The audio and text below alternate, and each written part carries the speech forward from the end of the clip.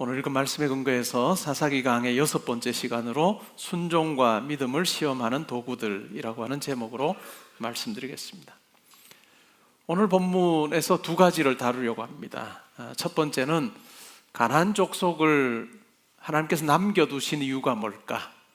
다르게 말하면 우리 삶에 하나님께서 고난을 허락하시는 이유가 뭘까?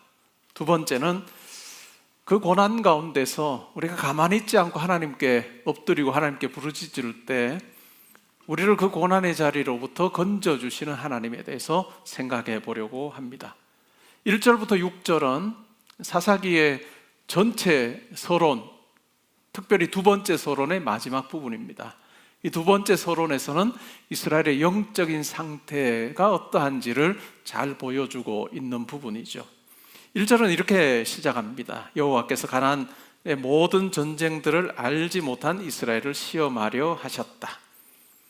그래서 이스라엘 자손의 세대 중에 아직 전쟁을 알지 못하는 자들에게 그것을 가르쳐 알게 하시려고 남겨두신 이방 민족이 있었다라는 말로 이야기를 합니다. 약속의 땅 가나안에 들어갔습니다. 하나님께서 모든 민족들, 가나안의 모든 민족들을 다 몰아내 주시고 그 가나안 땅에, 약속의 땅에, 안식의 땅에 이스라엘 백성들만 살게 하셨다면 얼마나 좋았을까라고 하는 생각을 하게 됩니다. 그런데 하나님께서는 그렇게 하지 않으셨다는 것이죠. 오늘 본문에 보니까 지금 가나안 땅에 살고 있는 이 이스라엘 백성들은 전쟁을 알지 못하는 세대입니다. 전쟁을 알지 못하는 세대라고 하는 것이 어떤 의미일까요? 하나님께서 가나안 땅에 그들이 살도록, 이스라엘 백성들이 살도록 하시기까지 하나님께서 행하신 많은 놀라운 일들을 그들은 알지 못한다는 것입니다. 태어나 보니까 약속의 땅에 그들이 살고 있는 거예요. 그냥 우리가 그냥 여기서 사는 거 당연한 것이구나 라고 하는 생각을 가지고 사는 세대다라고 하는 것입니다. 이전 세대는 어땠을까요? 노예로 애굽에서 살았던 세대입니다. 그러한 그들을 하나님께서 바로의 손으로부터 건져주시고 광야 길을 걷게 하시고 또한 마침내 가나안에 들어왔을 때도 하나님께서 하나님의 방법대로 이 가나안의 큰 성읍들을 무찌를 수 있게 하셨던, 우리 힘이 아니라 하나님께서 하셨다라고 하는 것을 고백하고 아는 세대였습니다. 그러나 지금 가나안에 사는 세대들은 그러하지 못하다라고 하는 이야기입니다. 전쟁을 알지 못하는 이 세대, 내가 태어나서 당연히 안식의 땅에 살고 약속의 땅에 사는 거지 라고 생각하는 그 세대를 위해서 하나님께서 가나안 족속들을 남겨두셨다라고 하는 이야기를 합니다. 1절에서 보면 그들을 시험하기 위해서 남겨두셨고 2절에 보면 그들에게 하나님 전쟁이 무엇인지, 전쟁의 어떤 기술을 가르치는 것이 아니라 하나님께서 이 모든 일의 주관자 되신다라고 하는 것을 알도록 하기 위해서 가나안 족속들을 남겨두셨다라고 이야기를 하고 있습니다.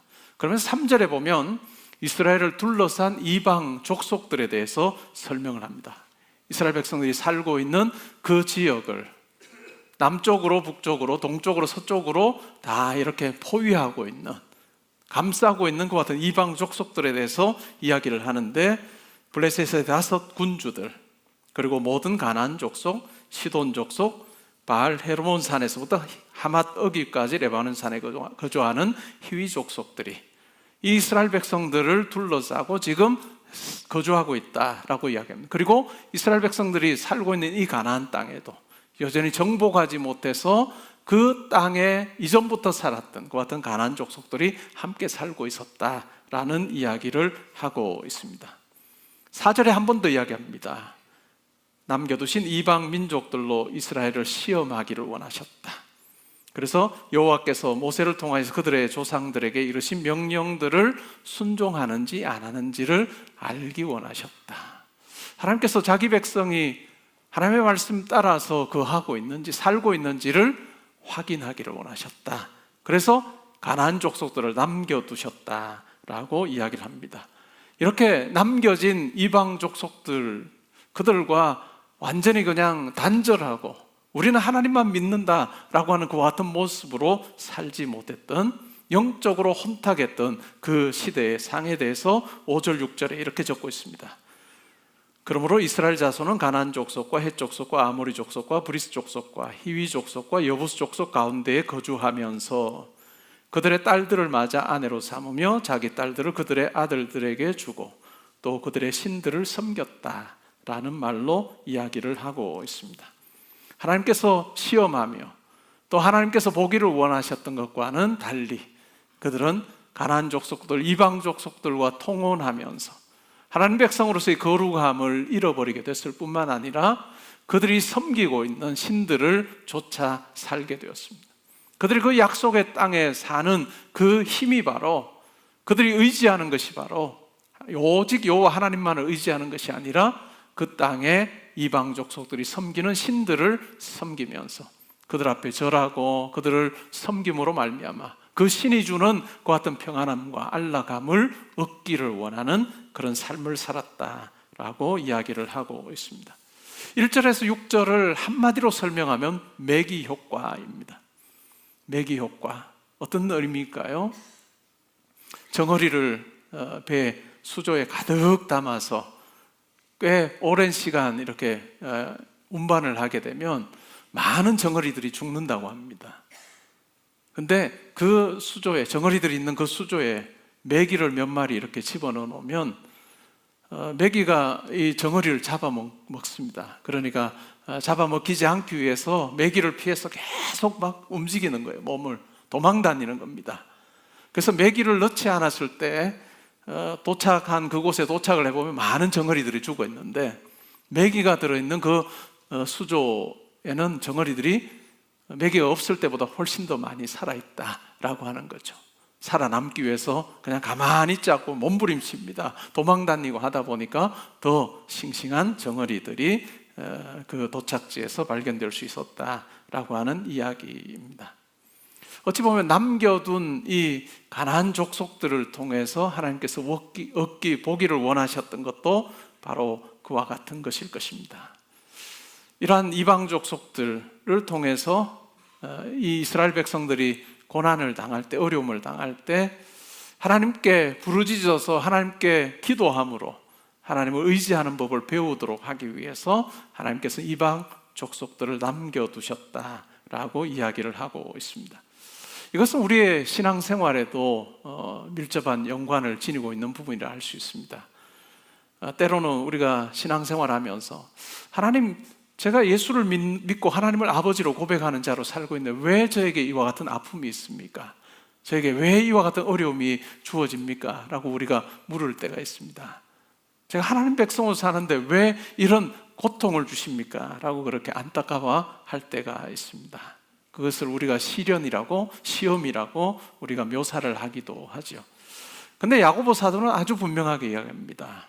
야고보서 1장에서 그가 편지하면서 아주 앞부분에서 이 시험의 부분을 다룹니다. 그러면서 이렇게 말합니다. 성도들을 향해서 시험을 당하거든 기쁘게 여겨라. 우리가 참 반응하기 어려운 그러한 요구를 합니다. 우리는 보통 시험을 당하면 어떻게 하죠? 낙심합니다. 절망합니다. 하나님께서 나를 사랑하시나 안 하시나 우리는 물음표를 던지기도 하는데 야고보 사도는 시험을 당하거든 기쁘게 여겨라. 하나님께서 시험을 주시는 분명한 의도가 있는데 그 시험을 통해서 인내를 배우게 하고 그 인내를 통해서 온전하게 되는 하나님의 계획하심이 있기 때문에 시험을 당하거든 기쁘게 여겨라 라고 그렇게 권면하고 있습니다. 하나님께서 시험을 주시고 시련을 주시는 분명한 목적이 있다면 그것은 바로 하나님과의 관계가 깊어지기를 원하는 겁니다. 하나님과 관계가 깊어져서 그 시련으로 말미암아서 하나님께 더 엎드리는 자가 되고 하나님께 더 기도하는 자가 됨으로 말미암아 하나님과 더 긴밀한 관계 속에서 우리가 이 세상을 살도록 하고자 하는 그 같은 의도가 있다라고 하는 것입니다. 여러분, 바울 사도를 잘 아실 겁니다. 그런 유대인으로 살았던 사람입니다. 예수 믿는 자들을 핍박했던 사람입니다. 그러다가 부활하신 주님을 만났습니다. 그리고 자기의 모든 삶을 그 주님의 부르심에 다 걸었습니다. 예수 전하는 자로 그가 살기로 다짐하고 그렇게 살았습니다. 바울의 그와 같은 평생의 헌신을 통해서 오늘날 많은 교회들이 생겨나게 됐다고 저는 봅니다. 만약에 바울이 없었다면 과연 오늘날과 같은 이와 같은 교회가 가능했을까라고 생각을 해보면 저는 불가능했을 거다라고 생각합니다. 물론 그렇다고 하나님께서 바울 없이는 하나님께서 모든 일을 행하실 수 없다 이런 의미는 아닙니다. 그만큼 교회 역사에서 바울의 역할은 굉장히 컸습니다. 그런 결단하고 예수 그리스도 복음을 위해서 모든 걸 걸었던 바울, 근데 그 바울의 삶을 보면 육체의 가시가 있었습니다. 육체의 가시가 무엇인지 명확히 알기 어렵습니다. 그것이 간질인지 안질인지 뭔지 우리 모릅니다. 그러나 어쨌든 바울이 생각하기에 내가 이 육체의 가시만 없어도 복음 전하는데 정말 더 열심히 낼 수 있을 텐데 라고 하는 생각이 그에게 있었던 것 같습니다. 그래서 결국은 작정하여서 3번이나 하나님 앞에 기도합니다. 하나님, 제게서 이 육체의 가시를 제하여 주십시오 라고 그렇게 기도합니다. 그냥 단순히 3번 기도한 게 아니고 작정하여서, 뜻을 정하여서 그렇게 기도했습니다. 그 기도한 것 속에 어떤 의미가 있었을까요? 이것만 없으면 내가 더 잘할 것 같다, 더 복음 전파하는 사역 잘할 것 같다라고 생각이 들어서 기도했던 것 같아요. 근데 하나님께서는 바울의 기도를 들어주지 않으셨습니다. 뭐라고 말씀하실까요? 내 은혜가 내게 족하다. 내 은혜가 내게 족하다. 그 말이 가지는 의미가 뭘까요? 바울이 그 육체의 가시를 지님으로 하나님께 더 엎드리게 된 것입니다. 자기 힘으로, 자기 지혜로 내가 이 사역하는 것이 아니라 하나님께서 내게 주시는 지혜로, 내게 주시는 건강으로 내가 이 사역하고 있습니다 라고는 고백을 하도록 하기 위해서 하나님께서 육체의 가시를 그냥 그에게 남겨두셨습니다. 바울이 사역하는 동안에 많은 대적자들을 만났습니다. 우리가 때로는 바울을 보면서 이 정도 결단하고 열심히 내면 하나님께서 대적들을 다 물리쳐 주셔야 되는 게 아닌가 하는 생각을 하기도 하는데 그렇게 하지 않으셨습니다. 가는 곳곳마다 유대인 대적자들이 있게 하셨고, 또한 유대인 기독교인들도, 아주 극단적인 유대인 기독교인들은 바울이 전하는 복음을 못마땅하게 여기면서 바울을 대적하는 자로 바울 앞에 있기도 했습니다. 그런데 하나님께서는 이 대적자들을 통한 고통 가운데 더욱더 하나님을 알게 하셨고 예수님을 친밀하게 경험하게 하셨던, 우리 인간적인 생각과는 아주 다른 방식으로 하나님께서 역사하셨다는 것입니다. 우리 삶을 돌아보아도 그런 것 같습니다. 여러분, 한번 여러분의 삶을 더듬어 보십시오. 그리고 지금 여러분의 삶도 한번 살펴보십시오. 목사님, 제게도 이스라엘 백성들 옆에 아니면 그들의 삶 가운데 남겨두었던 가나안 족속과 같은, 그와 같은, 아니 바울에게 육체의 가시와 같은 것들이 내게 있습니다. 내 인생에 있었고 지금도 있습니다 라고 고백하는 분들이 다 있을 겁니다. 그것이 무엇인지요? 건강인지요? 물질인지요? 관계 어려움인지요? 아니면 자식의 문제인지요? 그것이 무엇인지 몰라도 그것을 우리가 당하는 때는 힘들어합니다. 하나님, 제가 이거 참 고통스럽습니다 라고 생각할 수 있습니다. 그런데 오늘 말씀을 통해서 우리가 생각을 해보면 하나님께서 여러분들에게 남겨두신 그것으로 인해서 여러분을 하여금 더 기도하게 하시고 하나님을 더 의지하게 하시고자 하시는 하나님의 계획하심이 있다라고 하는 것을 여러분은 아시면 좋겠습니다. 그와 같은 것을 통해서 여러분들이 어떻게 반응하기를 원하실까요? 더욱더 하나님 앞에 엎드리는 자로, 하나님을 신뢰하는 자로, 하나님 이 문제만 해결해 주는 것이 아니라 문제를 해결하기 위해서 하나님 앞에 나아가 엎드릴 때에 여러분을 위해서 모든 것 내어주신 넉넉한 하나님 아버지, 사랑의 하나님 아버지, 자비의 하나님 아버지를 만나게 되는 놀라운 기회가 주어진다는 것 기억하면 좋겠습니다. 여러분들 해야 될 일은 뭘까요? 하나님 앞에 엎드리는 것입니다. 하나님 앞에 엎드리며 나갈 때 하나님께서 그 일 가운데 함께 하실 뿐만 아니라 하나님과 여러분 사이에 아름다운 사귐이 일어나게 하실 것입니다. 그 다음에 두 번째 내용은 7절부터 11절에 나옵니다. 이제 7절부터 해서 사사 이야기가 본격적으로 시작이 됩니다. 12명의 사사 이야기가 나오는데 첫 번째 사사가 온니엘입니다. 우리가 사상의 초반부에도 만났던 인물이죠. 갈렙의 사위였던 이 온니엘이 첫 번째 사사가 됩니다. 12명의 사사 중에서 어찌 보면 제일 사사다운 사람입니다. 우리가 계속해서 사사들을 살피겠지만, 야, 하나님께서 이런 사람을 사사로 세우셨어? 라고 할 정도로 그냥 인간적인 기준으로 보면 그렇게 내세울 만한 것이 없는 사람들을 하나님께서 사사로 막 들어 사용하십니다. 그것이 하나님의 일하심이죠. 근데 첫 번째 사사는 온니엘만 해도 이 사람이 사사가 되면 괜찮겠다 하는 생각이 드는 인물이라 할 수 있습니다. 근데 이 첫 번째 사사를 통해서 하나님께서 이방 왕을 무찌르시는데, 이 이방 왕의 이름이 우리에게 시사해 주는 바가 있습니다. 한번 보시죠. 7절에 보시면 이스라엘 자손이 여호와의 목전에 악을 행합니다. 그래서 어떻게 합니까? 자기들의 하나님 여호와를 잊어버립니다. 그리고 바알과 아세라를 섬깁니다. 전쟁을 경험한 적이 없는 세대입니다. 하나님의 일하심을 본 적이 없는 세대입니다. 그들의 눈에 보기에 좋은 대로 이방 민족을 따라서 통혼하기도, 이방 민족과 통혼하고, 또한 바알과 아세라를 섬김으로 우리에게 풍요를 주시오, 내가 살고 있는 이 땅에 또한 내 삶에 풍요를 주시오 라고 하면서 바알과 아세라를 섬깁니다. 하나님께서 가만히 계시지 않죠. 8절에 보니까 여호와께서 이스라엘에게 진노하십니다. 그래서 그들을 메소포타미아의 왕 구산 리사다임의 손에 파셨습니다. 굉장히 독특한 표현 아닌가요? 그냥 구산 리사다임이 와서 이스라엘을 그냥 쳐서 이겼다라고 표현하면 될 것 같은데, 이것이 우리 눈에 보이는, 육신의 어떤 눈에 보이는 그와 같은 결과겠죠. 근데 사사기는 그렇게 적고 있지 않아요. 뭐라고 적고 있습니까? 하나님께서 진노하셔서 그들을 메소포타미아 왕 구산 리사다임의 손에 파셨다. 이와 같은 일이 벌어지도록 누가 주관하셨느냐라고 하는 부분에서 너무나도 분명하게 주어가 바로 하나님입니다. 하나님께서 이스라엘 백성들을 구산 리사다임의 손에 파셨다라고 이야기합니다. 우리가 신앙생활하면서 매우 중요한 부분이 뭐냐면, 눈으로 드러난 그 현상들 이면에 역사하고 계신 하나님을 보는 눈이 우리 가운데 필요합니다. 예수를 믿지 않는 분들은 그냥 눈에 보이는 것이 전부입니다. 눈에 보이는 그 상황 따라서, 결과 따라서 움직이고 판단하고 삽니다. 그러나 성도는 이 모든 일을 주관하시는 분이 하나님이시다라고 하는 것을 알고 고백하고 그분을 의지하는 것입니다. 그리고 그 상황 이면에 있는 하나님의 손길을 포착해낼 수 있는 그것이 바로 우리 신앙생활에서 매우 중요한 부분이라 할 수 있습니다. 그러자 어떻게 되나요?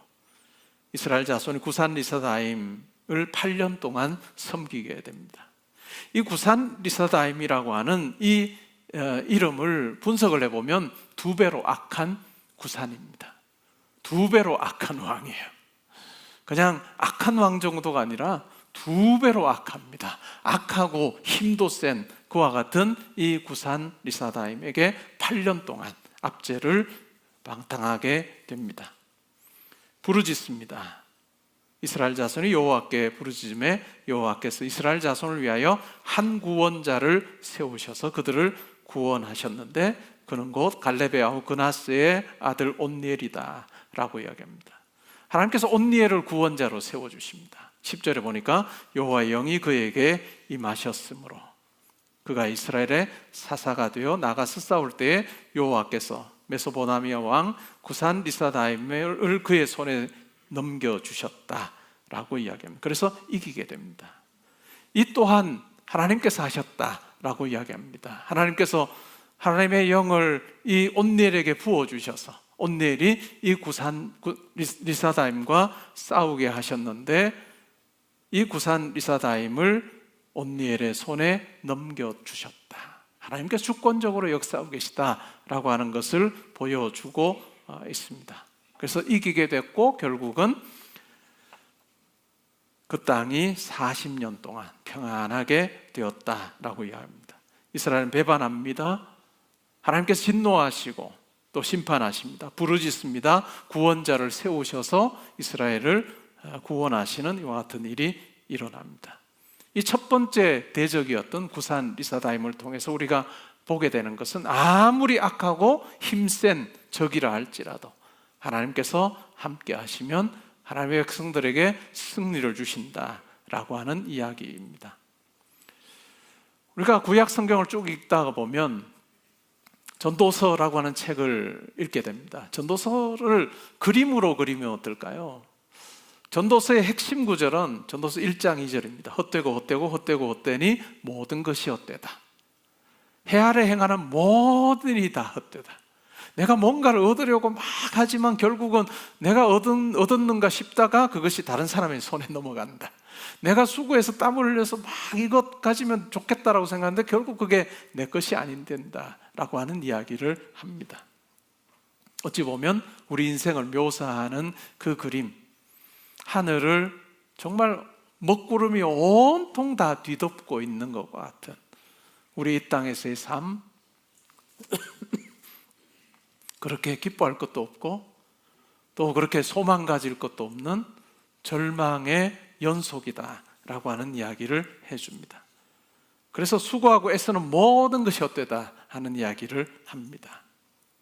그런데 이러한 절망, 먹구름 사이로 한 줄기 빛이 이렇게 비칩니다. 이러한 절망과 또 낙심의 인생에 결국 우리가 어떻게 살아야 되는가라고 하는 한 줄기 빛을 비춰주는 몇 구절이 있습니다. 전도서 12장 13절에 보면 이렇게 말합니다. 솔로몬이 일의 결국을 다 들었으니 하나님을 경외하고 그의 명령들을 지킬지어다.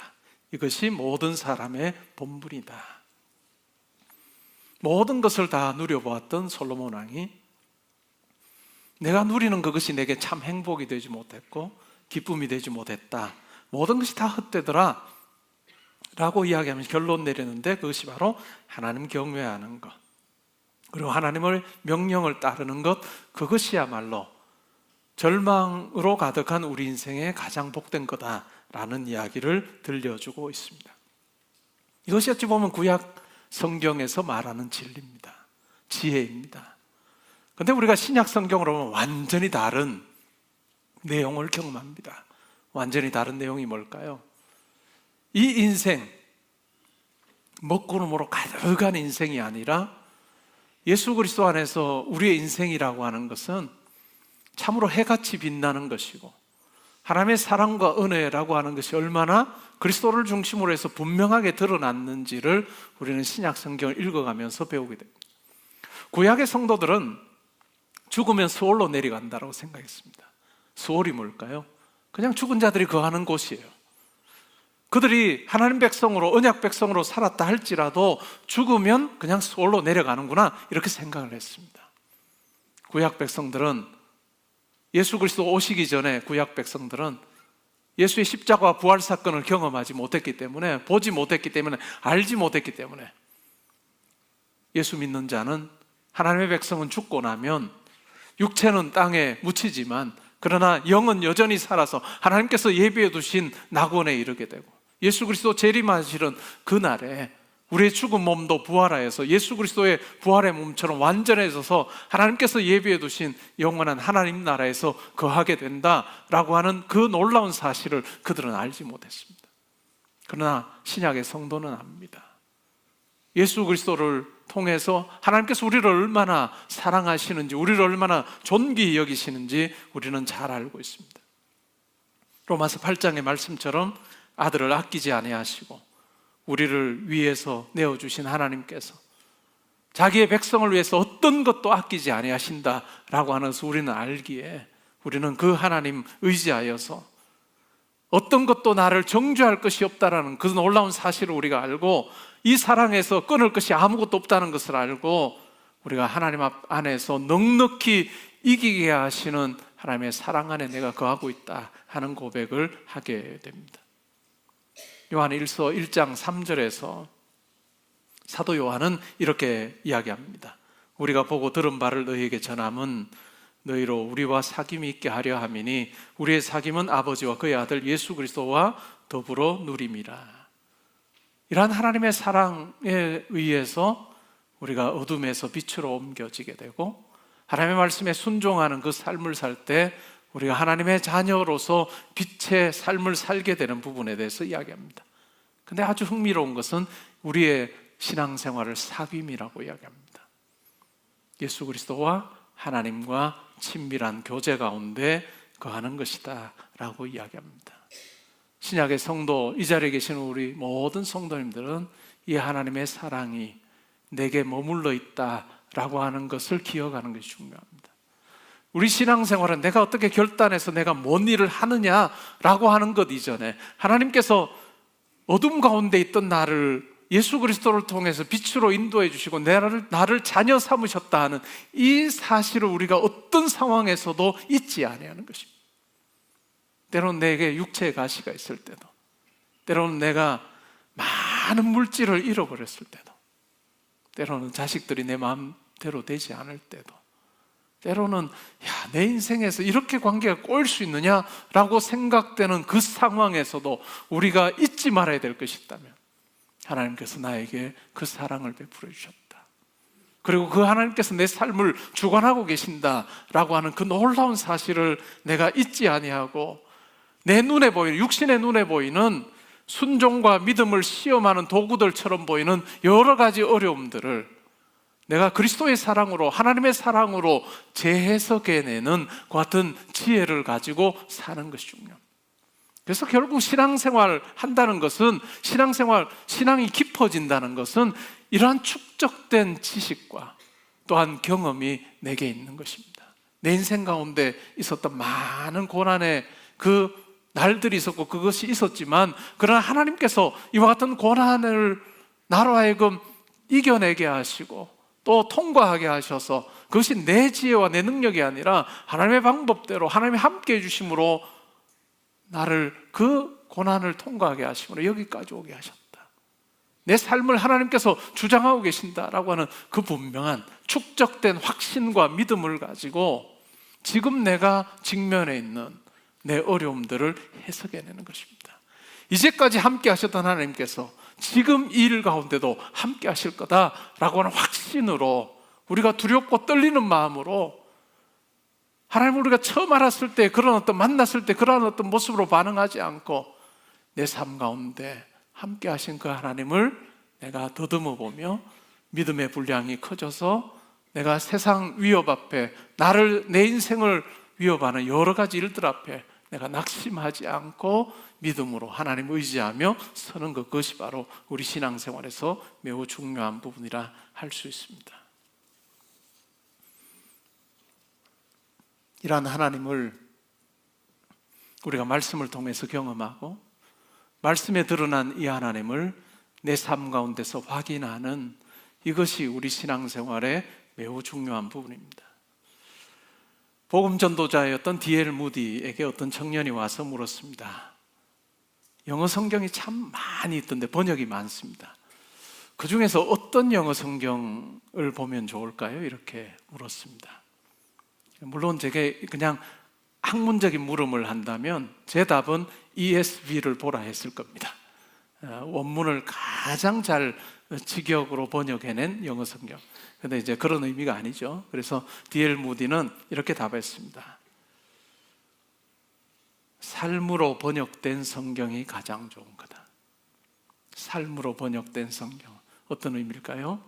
성경 속에 나타나 있는 사랑의 하나님, 온 우주 만물을 창조하시고 우리 성도의 삶, 이 땅의 모든 사람의 삶을 주관하시는 그 하나님, 그 성경 속에 나와 있는 그 하나님이 내 삶에 역사하셔서 내 삶에 하나님의 사랑을 보여주시고 하나님의 일하심을 생생히 체험하게 하시는 그 삶의 체험이 있는 성경이야말로 가장 좋은 것이다.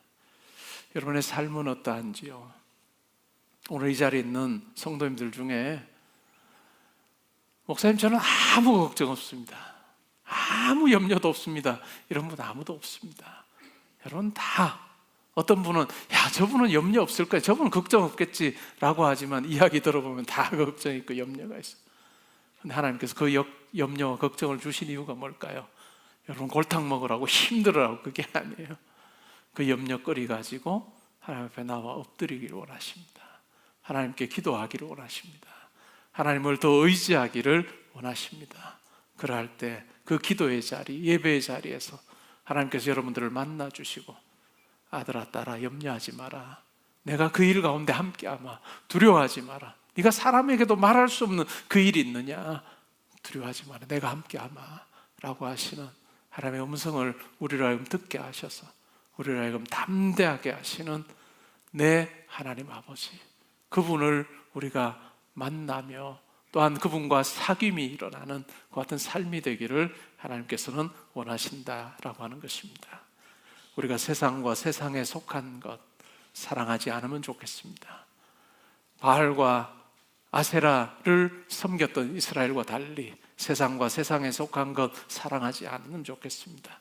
육신의 정욕과 안목의 정욕과 이생의 자랑, 그런 사라질 것 그거 붙들고 영원하지 않은 그거 붙들고 사는 것이 아니라 우리의 예배의 자리, 기도의 자리, 우리 일상의 삶에서 하나님께서 내 삶 붙들어 주신다.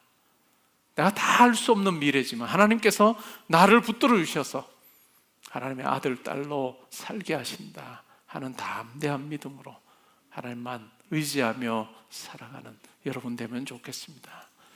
예배 마치고 교회 나가시면서 감사하십시오. 자동차 문 열고 타시면서 감사하십시오. 목적지에 내려서 감사하시고, 집으로 들어가시면서 감사하시고, 집에서 나오시면서 감사하시고, 직장으로 들어가면서 감사하시고, 나오면서 감사하실 때 여러분의 삶에 구체적으로 임재하셔서 역사하시는, 여러분의 감사를 기뻐하시는 하나님을 만나는 일상의 예배가 있는 여러분의 삶이 되리라 확신합니다. 그렇게 한 주간 잘 사시다가 하나님 앞에 또 나와 예배하는 저와 여러분 될 수 있기를 주님의 이름으로 축복합니다. 아멘.